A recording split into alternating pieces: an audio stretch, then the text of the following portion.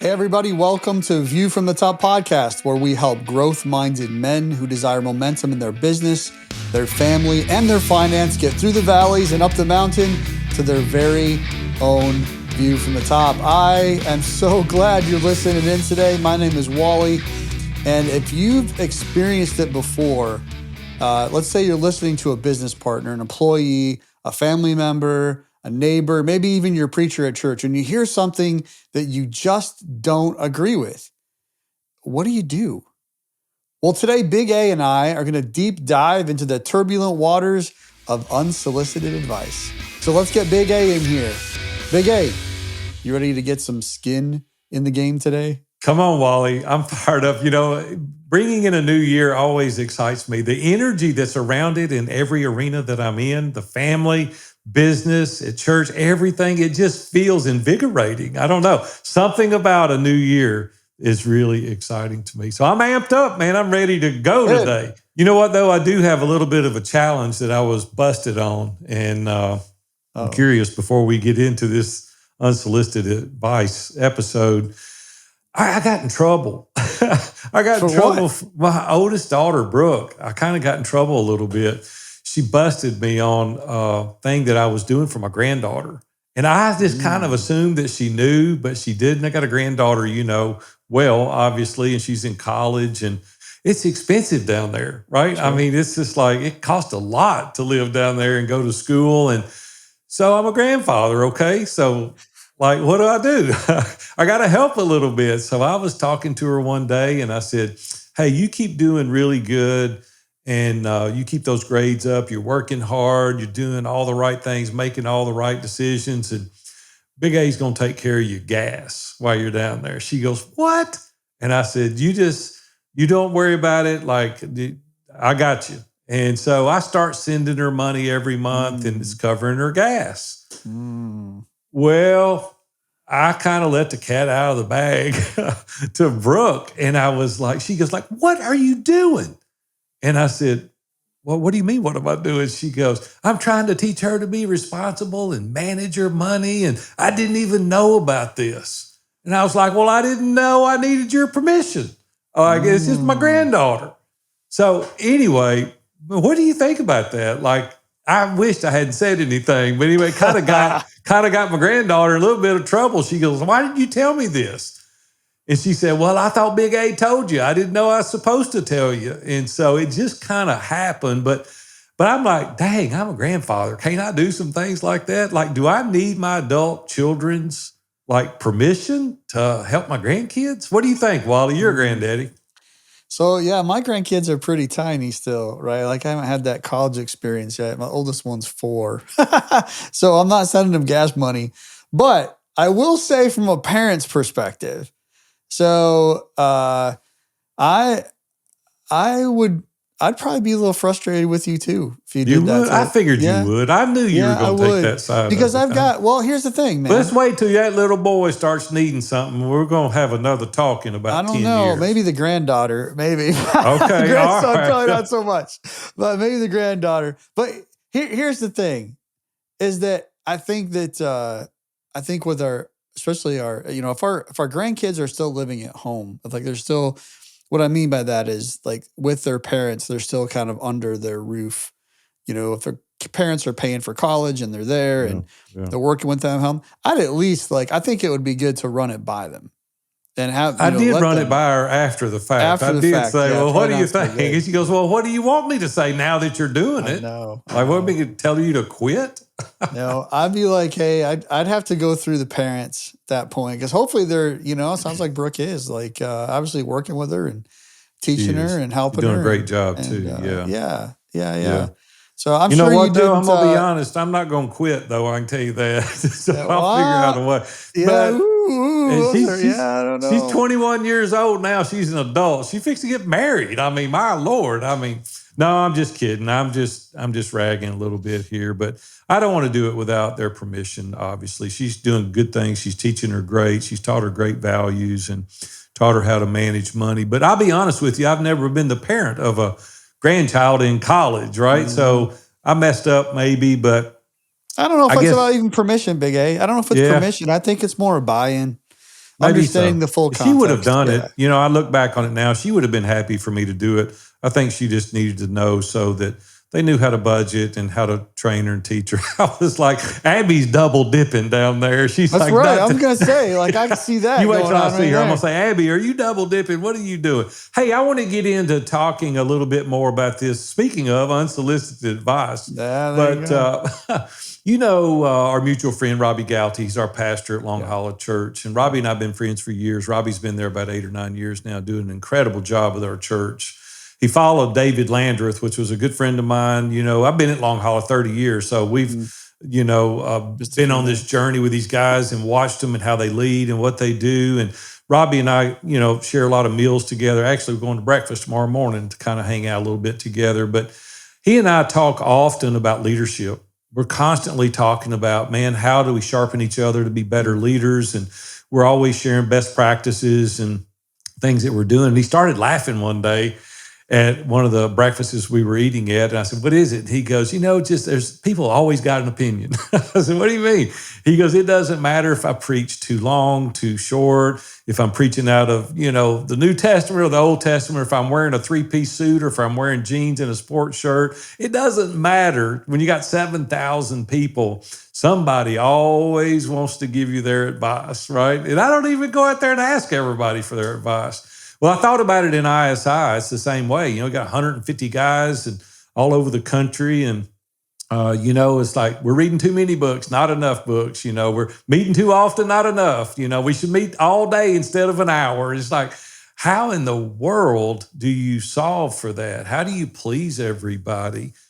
And here's the thing that we want to talk about today is how do we know when to speak up and when not to? So, Wally, what do you think about this? When do you speak up and when do you kind of check your thoughts at the door? Man, that's a tough question. I think in general, I feel like I don't speak up enough.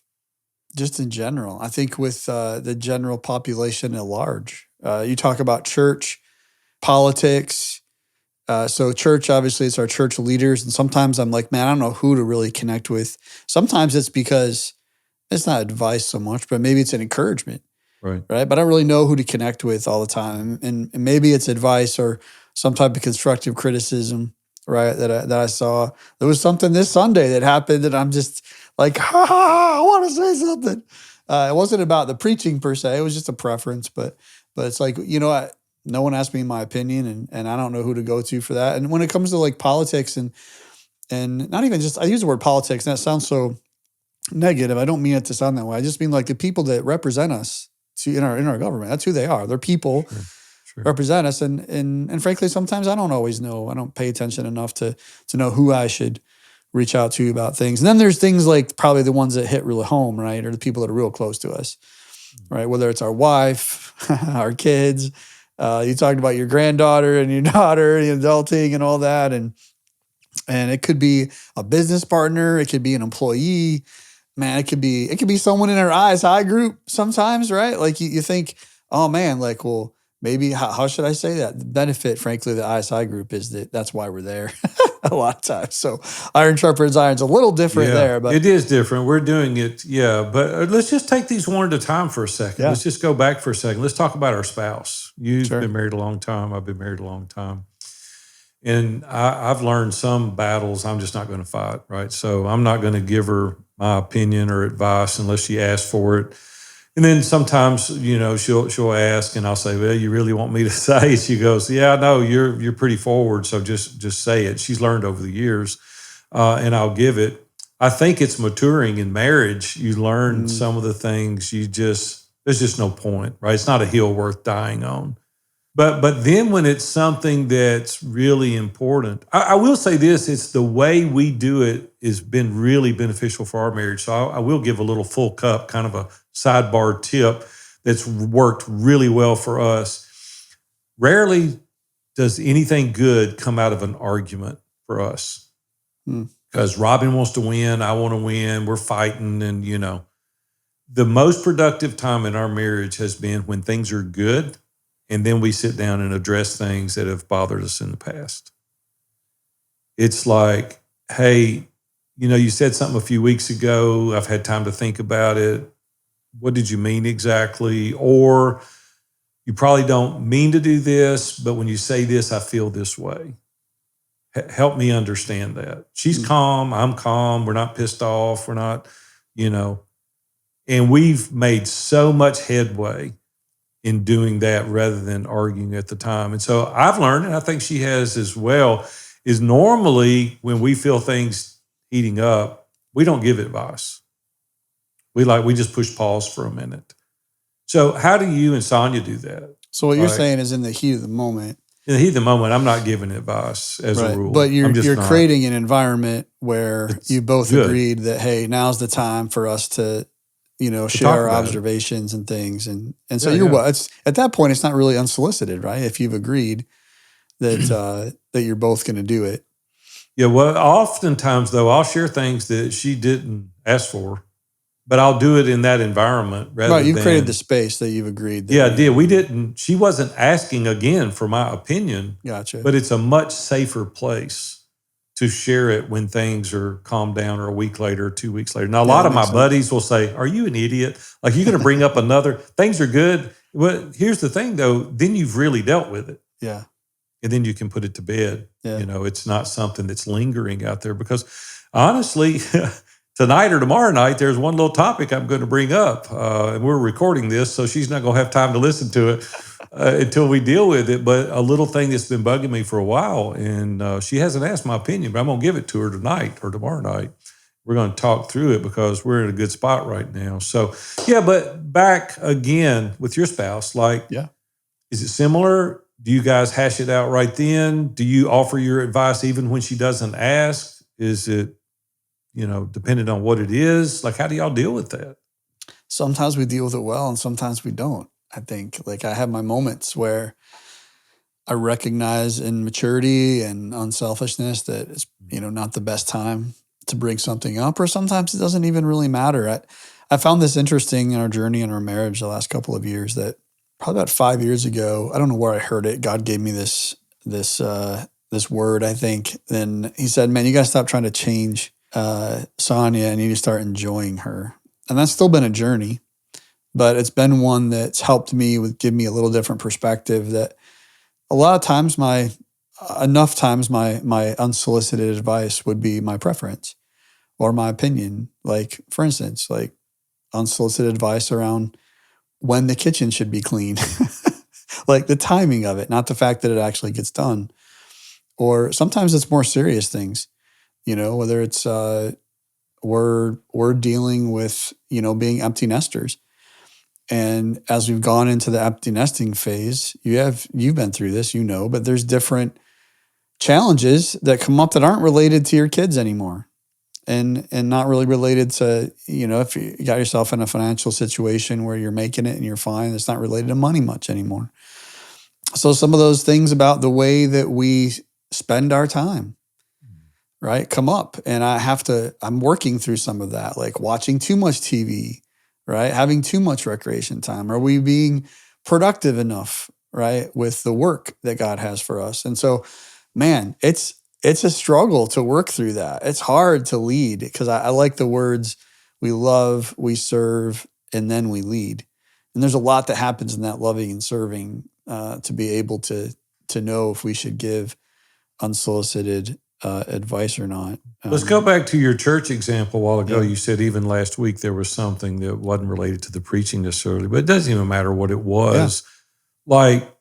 Should you go and say, how do you determine? That's what we're trying to get to on this episode today. It's like, is there a hill there worth dying on for you? Is it just personal preference? Is it contrary to the scripture? What is it that made you focus on that thing? And you can share it or not share it, but how do you know whether to say something or not?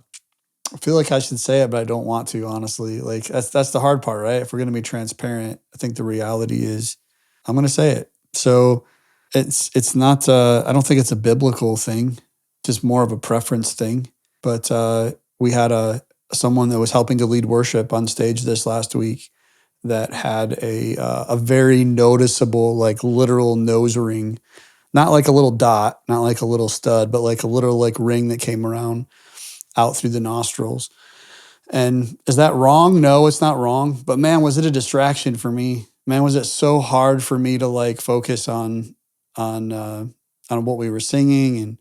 And I know it seems like such a little thing, but for me, it was like, man, those. I wonder sometimes, like whether it's in our family. We have an episode coming up next week. The topic we're going to talk about is around aging parents, and I think it's the same kind of thing applies. What I'm going to say is whether it's church or whether it's our local governments or our extended family with our granddaughters, right? And it's like if we're not communicating, then no one knows. So how do you communicate effectively when it's unsolicited? No one's asking you, but yet you're part of that community. You're part of your family. So you contribute to your granddaughter's success and welfare. But yet there's a responsibility within that, I think, that in that example that you overlooked at the moment. And so what if we never just say our opinion or we share our unsolicited advice with people? How do they know if we're part of that community? If I'm a member of my church, doesn't my opinion matter at some level? Like, I'm not going to lead the church over it. That's not even the point. But doesn't it matter? Doesn't it matter in government? Doesn't it matter in our families? I don't know. I think there needs to be a forum. Yeah, I think there needs to be a forum. I think they need to enlist your opinion. They need to have a survey. They need to create a space for it. There needs to be an opportunity once a quarter to meet in the chapel for all those that have got concerns. Come. I would ask. We do that in ISI. It's like I send out a survey. We do. Hey, what did you like? What didn't you like? What should we do more of? Any new ideas? Like I want their feedback, right? So we provide a space for that. That's good. Well, let's expound on that just for a second. It's a piece of jewelry, like the caps offend me. I don't like the guys wearing caps. Like I was hats. raised in hats. Hats. Hats. Trucker hats. Cap, stage, hat, yeah, whatever. And so I've heard tons of complaints about that, but skinny jeans or wherever you want to go, it's just the list is endless. And like in the grand scheme of things, really, does that matter? I mean, really, when you think about somebody's got some people may be offended. You wear a bracelet sometimes. But there is a line. There's a line somewhere, There's right? a line that someone for you. draws. Where is that line? And I don't know. Who gets to draw that line, right? I mean, honestly, right? Like, the leadership gets to draw it. Well, is there an actual line? That's the questions that I wonder. Well, right? I don't know. I'm sure there is. Robbie catches a lot of heat because he wears Jordans. He gets up there and he does. Yeah, that doesn't bother you, does it? Does it bother me? You have never mentioned it. No. I mean, okay. So my point in this is there's some things that bother some people and other things that don't for bother sure. me. Lights. We have a big production show. We've spent millions of dollars on sound and lights and things like that. And some people are like, man, where's the hymn books and no music? Like, that's the way we ought to be praising God. It's that unsolicited advice. And Robbie said it, and it's not a surprise. I'm not sharing anything that's a secret, his message is too long, it's too short, he should have preached harder, you know what I'm saying? Yeah. It's like, where do we go? You know what? That's personal preference. It doesn't, in the grand scheme of things, matter. And I wonder if I were to just keep my opinion to myself. I don't know. I want to ask you a question, though. I want to ask you, though.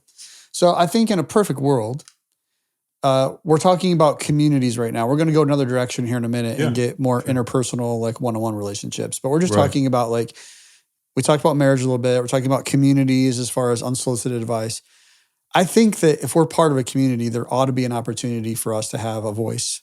Otherwise, what's the point of being a part of it? No, that's what I just said. Right? They should be asking. But if they're not, I'm not saying church is or isn't. Maybe they do. I don't know yet, right? I haven't been there that long, to be fair. So they don't. Okay. Just so you know, I know I've been there 30 years. So I won't be looking for it. But anyway, if I don't see that as an opportunity, then do I then have right is the wrong word. I don't think I must have a right, but is there a correct place to be able to give that opinion, even though no one asked me for it? I would say there's probably a way to do that effectively.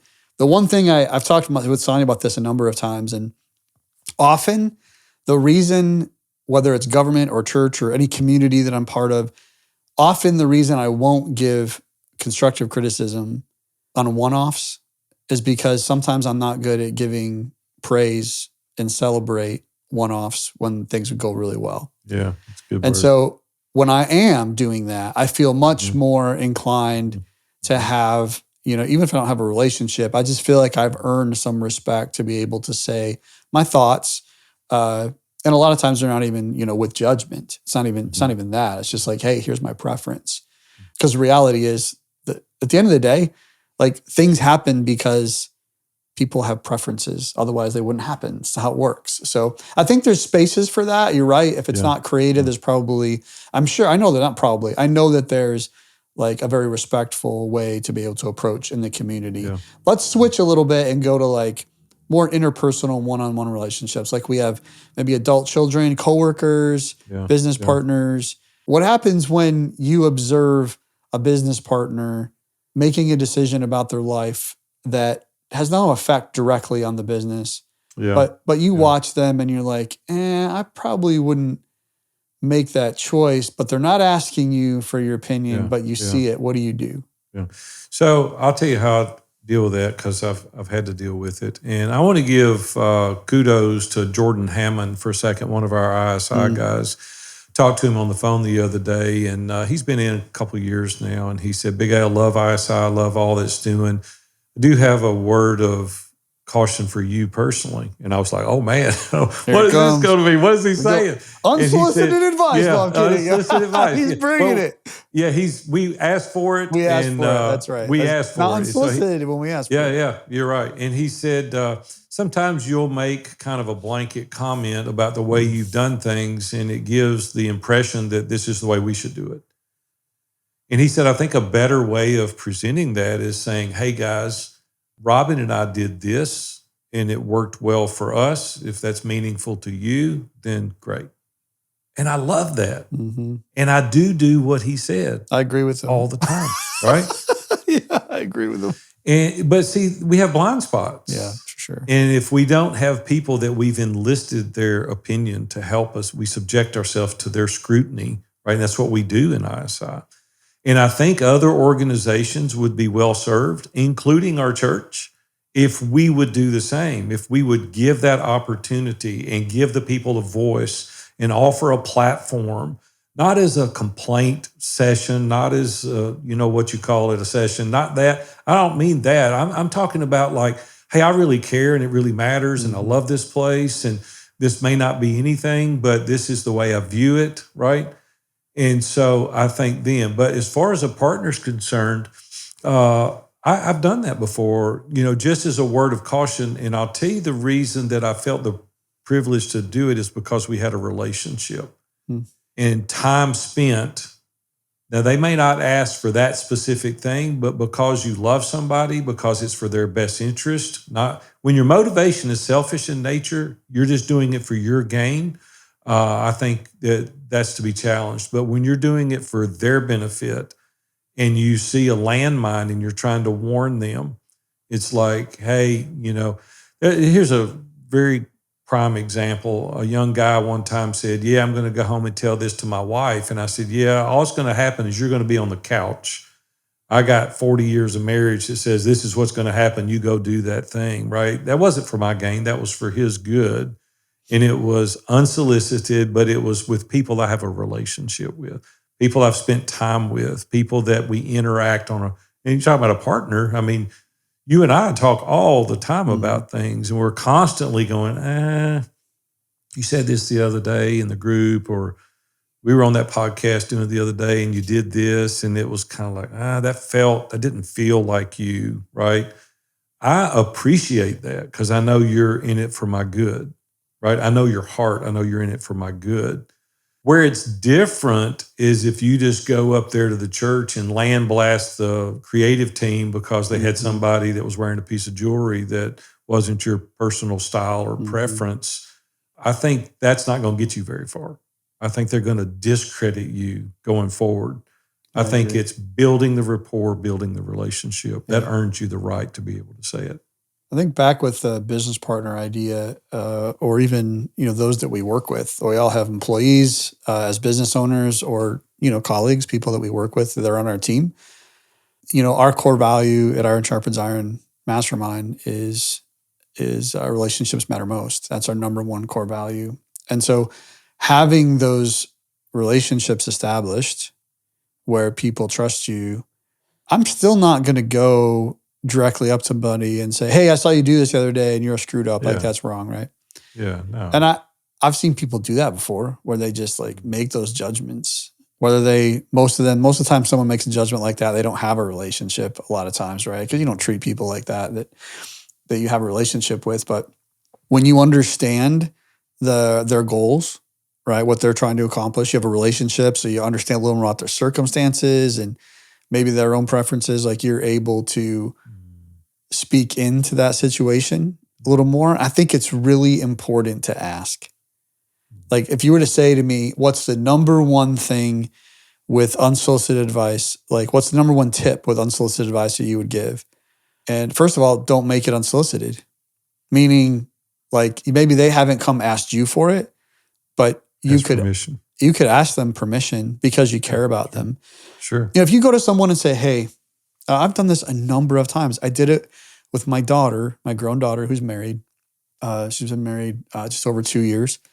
She graduated from college. She worked at a job for about a year. She switched jobs, and then pretty quickly after that, she was, not real happy with that job. And I know her. We grew up together. She grew up in our home, and I understand her personality and the things that she struggles with. And so as a dad, I called her. I actually talked to her husband first a couple weeks before that just to encourage him. And then I called her and asked permission from her if I could, things I've observed, if I could speak that truth to her in love because I cared about her. And she said yes. And so I told her, I just showed her the straight up that she's being a baby and she's whining about stuff and she needs to make a decision about where she's at and what she's doing. Whether she stays or she goes, it doesn't matter. But wherever she stays, if she stays or she lands somewhere else, that she needs to make a commitment to having a great attitude about that work that God's provided for, a period of time before you decide, am I going to do something else again? And there was a lot more to it than that. But that was the essence of it. And I used some of those words. I just, out of love, I was like, this is what it looks like to me. This is what I'm seeing. Well, she took it well, but she was obviously a little upset. Been out of shape. Yeah. And then about 3 days later, she called me back and she just said, "I thank you. So you were 100% right. Like you saw something in me that I couldn't see in myself. And even when I saw it, I wasn't willing, I didn't want to accept it. And so she said, thank you." Those are hard conversations. Yeah, they are. Yeah. But to your point, if I didn't have some relationship equity built into that never would have been something I could have done. You got to always be making those deposits. And you tell your kids you love them all the time. You're writing them notes. You're encouraging them. You're calling them. Now you can go and, you can take a little back. You've made so many credits. You can go, "Hey, time out." I remember my mom saying when Robin and I got married, she said, "I will never give you my advice until you ask." And she hasn't. 44 years now. She's never given advice until we ask. I'm going to be honest with you, though, and I know my kids listen to this podcast and all, but I'll just say I struggle with that really, really bad. And I've been guilty numbers of times going, I don't think I'd do that, and here's why. And I forget sometimes they're 40 years old. Yeah. And I remember back when I was 40 years old, and I was like, man, I wouldn't have taken that well at all. It's hard. It's just a reminder to all of us that have adult children. They're adults. And sometimes you don't look at them as adults. You look at them as still children.